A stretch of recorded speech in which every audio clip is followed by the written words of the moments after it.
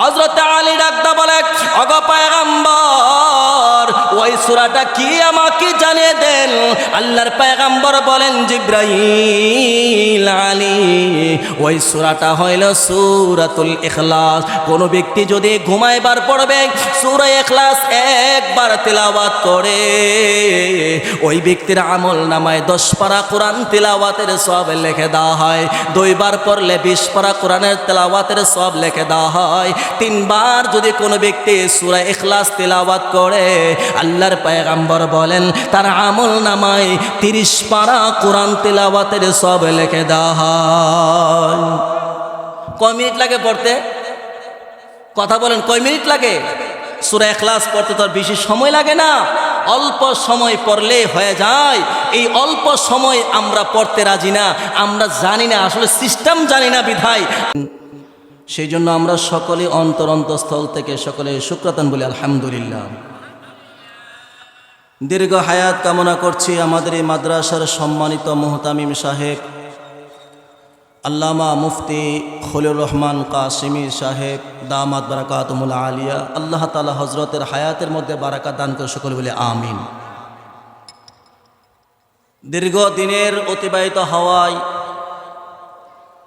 যেই সমস্ত মুখগুলো দেখতাম এক সময়, আজকে অনেকেই দুনিয়াতে নাই, ঠিক কিনা বলেন? আমাকে যারা মহব্বত করতেন, আমিও যাদেরকে মহব্বত করেছিলাম, করতেছি, করব, অনেকে দুনিয়াতে নাই। এই মাদ্রাসায় আসার পরে এলাকায় যখন ঢুকি, তখনই যে সমস্ত ভাইরা মুরব্বীরা দুনিয়ার মায়া ত্যাগ করে চলে গেছেন, তাদের কথা বারবার স্মরণ হয়। মুহতারাম হাজিরিন, আজকে দেখবেন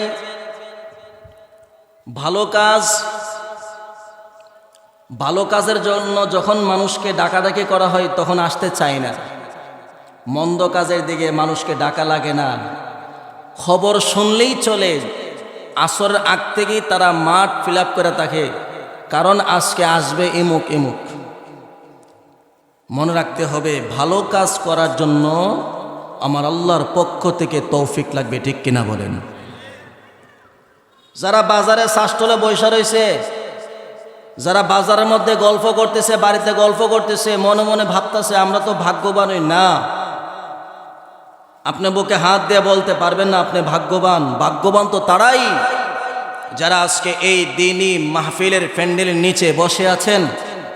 আপনারা নির্দ্বিধায় বলতে পারেন যে আল্লাহ আমাকে ভালোবাসে বিদায় আমি মাহফিলে আসতে পেরেছি, ঠিক কিনা বলেন? দেখবেন কত মানুষ আছে মসজিদের কাজ করে, জোহরের আজানটা দিছে, কাজ রাইখা শাসটলে বয়ে চা খা, আর মুসল্লিরা বাহিরতে এসে নামাজ পড়ে, আছে নাই? সেদিন মসজিদের কাজ করতেছে, তারপরও ভাগ্য হলো না মসজিদের মধ্যে নামাজ পড়া, ঠিক কিনা বলেন? অনেক মানুষ দেখবেন বাইতুল্লাহতে কাজ করে, ক্লিনিকের কাজ করে, দেখা সাক্ষাৎ দেখাশোনা করে বাইতুল্লাহতে কাজ করতেছে, তারপরেও নামাজ পড়ার তৌফিক হয় না। অথচ হাজার হাজার মাইল দূর থেকে বাইতুল্লাহতে 2 রাকাত নামাজ পড়ার জন্য মানুষ লক্ষ লক্ষ টাকা খরচ করে যায়, ঠিক কিনা বলেন? তাহলে ভালো কাজ করার জন্য তৌফিক কার পক্ষ থেকে হবে? আল্লাহর পক্ষ থেকে হয়। তো যারা এখনো পর্যন্ত বাহিরে ঘোরাফেরা করতেছেন, আপনারা নিশ্চিত থাকেন যে আপনার ব্যাপারে আল্লাহ এখনো কল্যাণ চাই নাই। অতি দ্রুত আসতে পারলে বোঝা যাবে যে আপনার ব্যাপারে আল্লাহর কল্যাণের ফায়সালা আছে। বাইতুল্লাহতে এক মহিলা, বৃদ্ধা মহিলা তওয়াফ করতেছে, আরেক যুবকও তওয়াফ করতেছে। যুবক তওয়াফ করার সময় দোয়া করতেছে আল্লাহর কাছে, আল্লাহ আমি যে তোমারে ভালোবাসি, এই উসিলা করে মাফ করে দাও। আর বৃদ্ধা মহিলা বলতেছেন, আল্লাহ তুমি যে আমারে ভালোবাসো, এই উসিলা করে মাফ করে দাও। বলেন তো দেখি, 2 জনের দোয়া কি এক না ভিন্ন? ভিন্ন।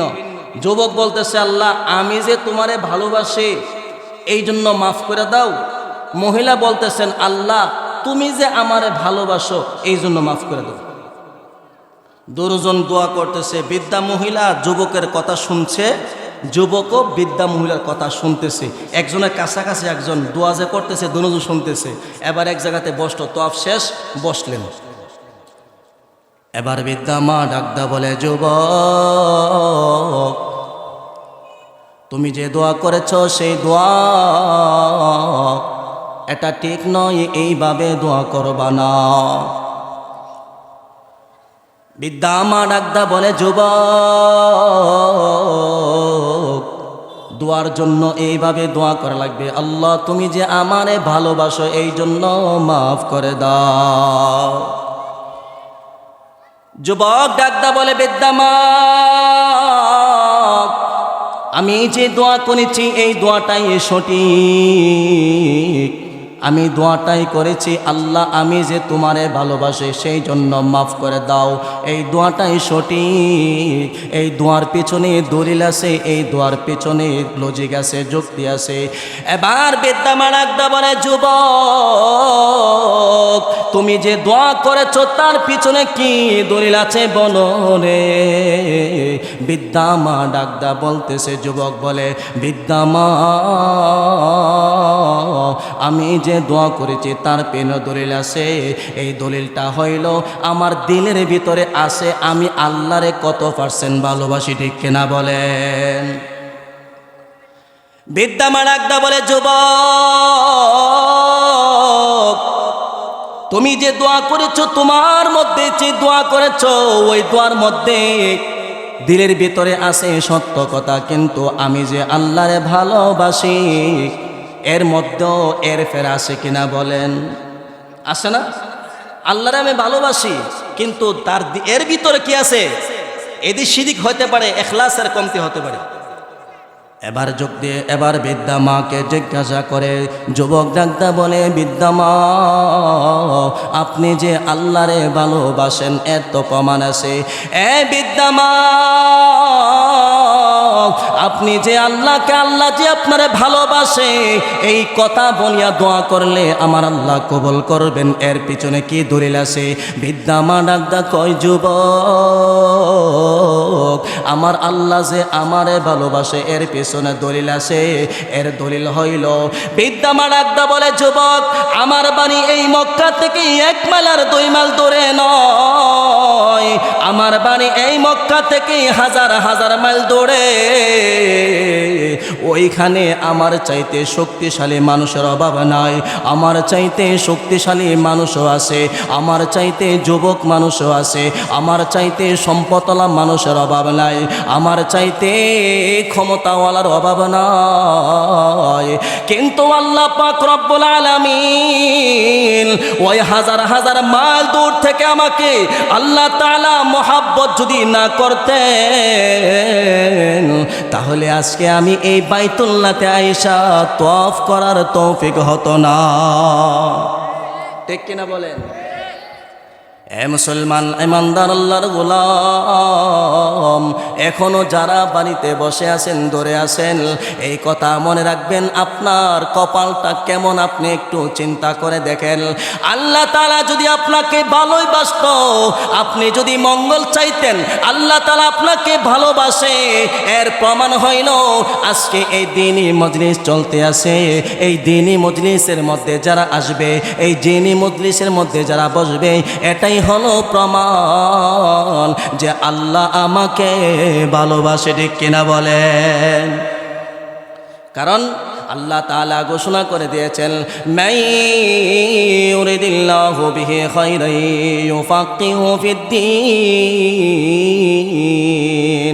আমার আল্লাহ পাক রব্বুল আলামিন ঘোষণা করেন, এই দিন মজলিস হলো, এই মাহফিলটা হলো দিন শিক্ষার মজলিস, এই মাহফিলটা হলো কোরআনের মজলিস, এই মাহফিল হলো মাসলাই শিক্ষার মজলিস, ঠিক কিনা বলেন।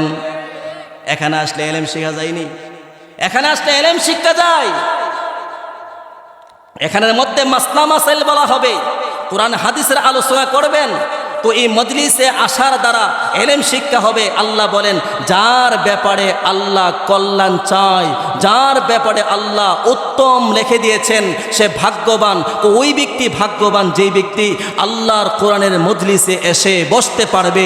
এটাই প্রমাণ করে আমরা যারা এখানে মিলেমিশে বসে আছি, আল্লাহ আমাদের কল্যাণ চাইছে বিদায় আমরা এখানে বসতে পারছি, ঠিক কিনা বলেন।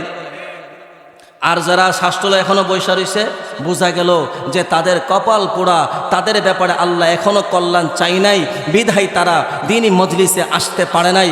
দিনী মজলিসে আসা বসা এটা আল্লাহর তরফ থেকে একনিষ্ঠভাবে যদি আল্লাহ কাউকে কল্যাণ চাই, সেই ব্যক্তি দিনী মজলিসে আসতে পারে, ঠিক কিনা বলেন? এই জন্য আমার এই মুসলমান বন্ধু, আপনি ভালো কাজ করার জন্য আল্লাহর কাছে বেশি বেশি তৌফিক চাওয়া লাগবে। মুসলমান, ভালো কাজ করার জন্যে আল্লাহর তরফ থেকে, পক্ষ থেকে তৌফিক লাগা লাগবে। এর জন্য আল্লাহর কাছে দোয়া করা লাগবে। মুসলমান, বিশ্বনবী রাহমাতুল লিল আলামিন। এই জন্য বাবারা, আজকে যারা আমরা এখানে বসেছি, কয়েকটা আমলের কথা বলবো। ওই আমলগুলো শিখে রাখি, ভবিষ্যতে আমলগুলো করতে পারলে আল্লাহর প্রিয় হওয়া যাবে। বিশ্বনবী রাহমাতুল লিল আলামিনের দরবারে একদিন হযরত জিবরাইল আলাইহিস সালাতু ওয়াস সালাম আয়েশা পয়গম্বরকে বলছেন, পয়গম্বর, এই যে সাহাবী, ওই সাহাবীর আপনি চিনেননি? বিশ্বনবী ডাক কয়, এই জিবরাইল, এই সাহাবারে আমি চিনব না মানে? এই সাহাবী সব সময় আমার দরবারে পড়ে থাকে, এই সাহাবী সব সময় আমার দরবারে পড়ে থাকে। সাহাবী, ওই সাহাবীর নাম হলো জাফর। হযরতে আল্লাহর পয়গম্বর বললেন, এই সাহাবী সবসময় আমার দরবারে থাকে। এবার জিবরাইল বলতেন, আল্লাহর নবী বলেন, জিবরাইল, তুমি যে সাহাবীর সুন্নত তুমি কই থেকে চিনলা? জিবরাইল ডাকতে বলে, মুহাম্মদ, শুধু আমি চিনি ওই সাহাবীকে, বিষয়টা এমন নয়। আমি শুধু চিনি এমন নয়, জমিনের মধ্যে যত ফেরেশতা আছে সমস্ত ফেরেশতা ওই সাহাবীর চিনে। শুধু জমিনের ফেরেশতা চিনে, বিষয়টা এমন নয়। এই জমিনের মধ্যে আসমানে যত ফেরেশতা আছে সবাই চিনে, ওই সাহাবীরে আসমানে ফেরেশতা চিনে এমন নয়। সাত আসমানে যত ফেরেশতা আছে সবাই তারে চিনে, শুধু সাহাবী, শুধু ফেরেশতা চিনে এমন নয়। আল্লাহর আরশ আজিম বহনকারী ফেরেশতা পর্যন্ত ওই সাহাবীরে চিনে। আল্লাহর পয়গম্বরকে ডাকতে বলে, জিবরাইল পয়গম্বর, শুধু ওই সাহাবীকে শুধু ফেরেশতা চিনে, তার নাম জানে এমন নয়। ওই ফেরেশতার দলেরা সাহাবীর বাবার নাম তাও জানে, ওই সাহাবীর দাদার নাম কি তাও জানে, তার বংশ কি ফেরেশতা সবাই জানে। আল্লাহর পয়গম্বর ডাকতে বলে, জিবরাইল, ওই সাহাবার এত পরিচয় ফেরেশতা জানে, তার কারণটা কি? জিবরাইল ডাকতে বলে, পয়গম্বর, আপনারই সাহাবা এমন একটা আমল করে, যে আমলের বদলতে আল্লাহ তাআলা তার আলোচনা আরশে আজিমি করেছে। আল্লাহর নিকটতম ফেরেশতার সাথে তার প্রশংসা করা হয়েছে। ফেরেশতারা, জমিনের ফেরেশতা সবাইকে জানিয়ে দিয়েছে। বিশ্বনবী রাহমাতুল লিল আলামিন ডাকদা বলে, ফেরেশতারে, ওই সাহাবী কে আমল করে? জিবরাইল ডাকদা কয়, পয়গম্বর, আপনারই সাহাবা কোরআনের ছোট্ট একটা সূরা বেশি বেশি করে তেলাওয়াত করে, বেশি বেশি করে তেলাওয়াতের বরকতে সমস্ত ফেরেশতা তার নাম, তার বংশের নাম পর্যন্ত জানে। বিশ্বনবী ডাকদা কয়, জিবরাইল, ওই সাহাবী ছোট্ট সূরাটা কি এমন সূরা, যে সূরা তেলাওয়াতের করার কারণে আল্লাহর প্রিয় হয়ে গেছে?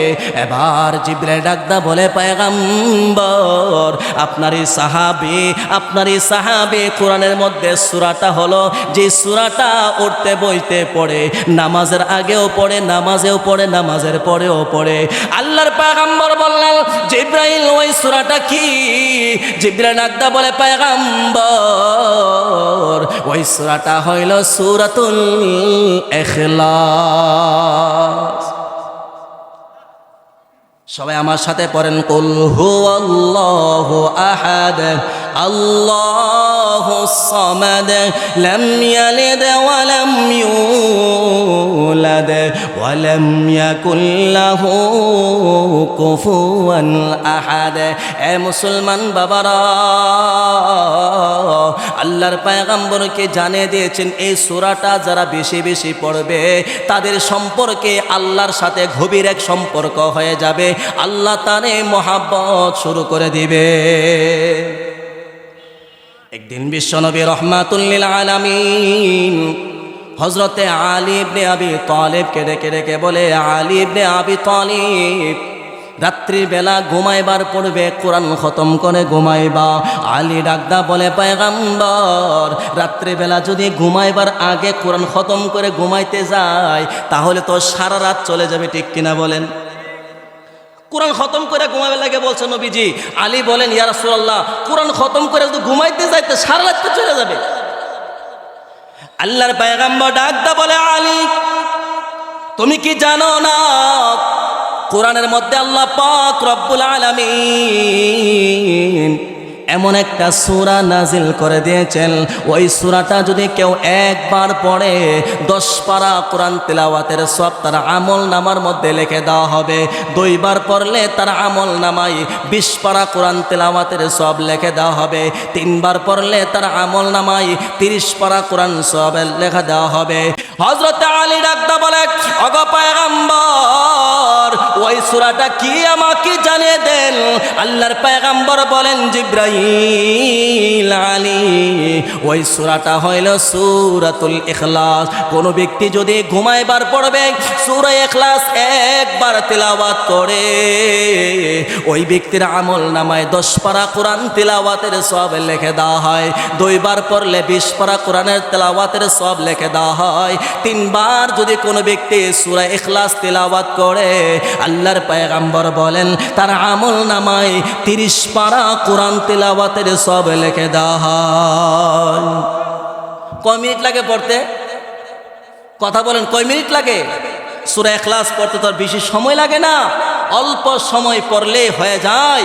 এই অল্প সময় আমরা পড়তে রাজি না, আমরা জানি না, আসলে সিস্টেম জানি না, বিধায় আমরা কোরআন খতম করার থেকে বঞ্চিত হয়ে যায়, ঠিক কিনা বলেন? এই জন্য আমাদেরকে সিস্টেম জানা লাগবে।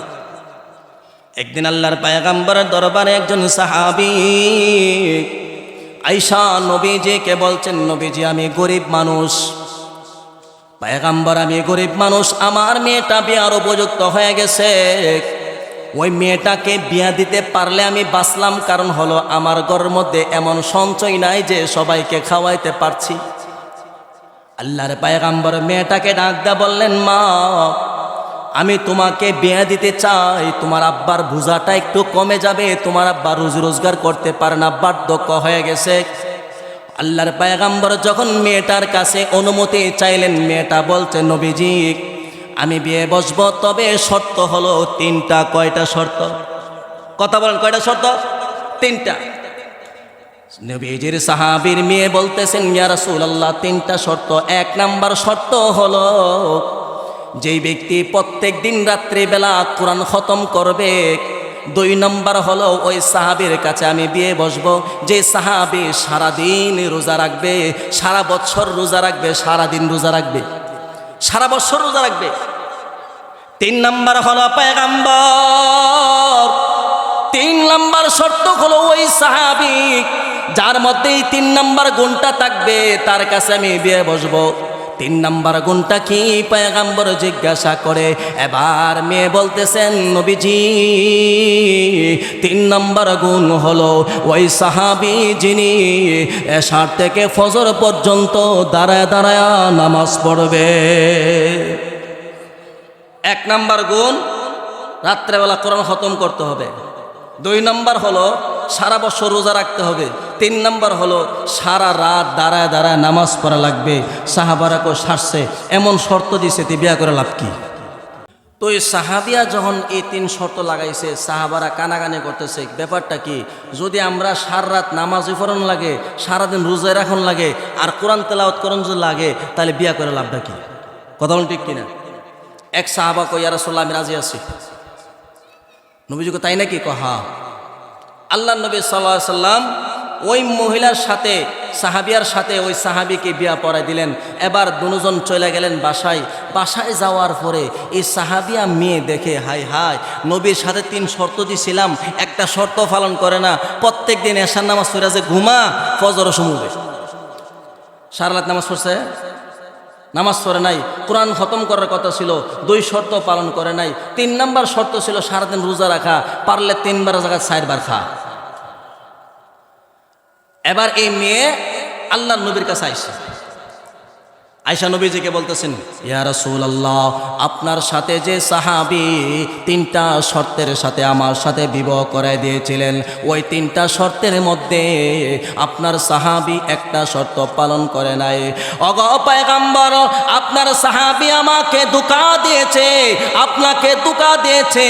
ওই সাহাবী যিনি আপনাকে ধোঁকা দিয়েছে আমার ওয়াদার খেলাফ করেছে। আপনার কাছে আমি তার ব্যাপারে বিচার চাই। আল্লাহর পয়গম্বর সাল্লাল্লাহু আলাইহি ওয়াসাল্লাম ওই সাহাবীকে খবর দিলেন। ওই সাহাবীকে নবীজির দরবারে উপস্থিত করা হয়। এবার নবীজি ডাক কই, সাহাবী,